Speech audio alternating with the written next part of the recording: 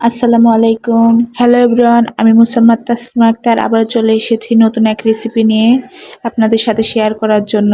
আজকে রান্না করব শীতের নানা রকম সবজি, যেমন আলু, বেগুন, পটল, মূলা দিয়ে দেশি নানা রকম ছোট মাছের চচ্চড়ি। আপনারা রেসিপিটি দেখতে থাকুন, ইনশাল্লাহ আপনাদের রেসিপিটি অবশ্যই ভালো লাগবে। এই জন্য আমি ছোট মাছ নিয়ে নিয়েছি, ছোট মাছগুলো ভালোভাবে ধুয়ে নিয়েছি এবং সবজিগুলো ভালোভাবে কুচি করে নিয়ে ভালোভাবে পানি দিয়ে ধুয়ে নিয়েছি। এখন আমি একটি কড়াই নিয়ে নিয়েছি, আমি আজকে কড়াইয়ে রান্না করব। এখন আস্তে আস্তে সব সবজিগুলো দিয়ে দিব। এরপর কুচি করে রাখা পেঁয়াজ ও ফালি করে রাখা কাঁচামরিচ দিয়ে দিব। পেঁয়াজের কুচি একটু বেশি করে দিব, তাহলে চচ্চড়ির স্বাদ দ্বিগুণ হয়ে যাবে। এখন আস্তে আস্তে 1 চা চামচ আদা বাটা, 2 চা চামচ রসুন বাটা একটু বেশি করে দিব। 1 চা চামচ জিরে গুঁড়ো বা জিরে বাটা, 1 চা চামচ হলুদ গুঁড়ো, স্বাদ মতো লবণ, আমি 2 চা চামচ লবণ দিয়ে দিয়েছি। এখন পরিমাণ মতো তেল দিয়ে হাত দিয়ে ভালোভাবে মাখিয়ে নিব। তেলের পরিমাণও একটু বেশি দিব, চচ্চড়িতে তেল একটু বেশি দিতে হয়।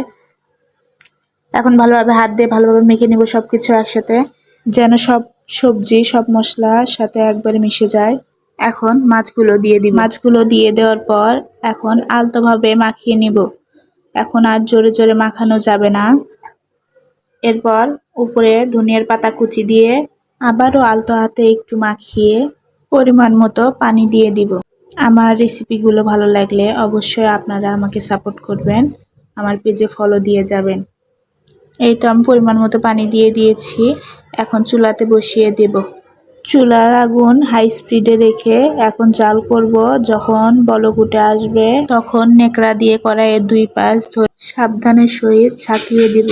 এখন কিন্তু চামচ দিয়ে নাড়া দেওয়া যাবে না, তাহলে মাছগুলো ভেঙে কাটা কাটা তরকারি হবে। যখন পানির পরিমাণ তরকারির সমান হয়ে আসবে তখন চুলার স্পিডটা মিডিয়ামে দেব।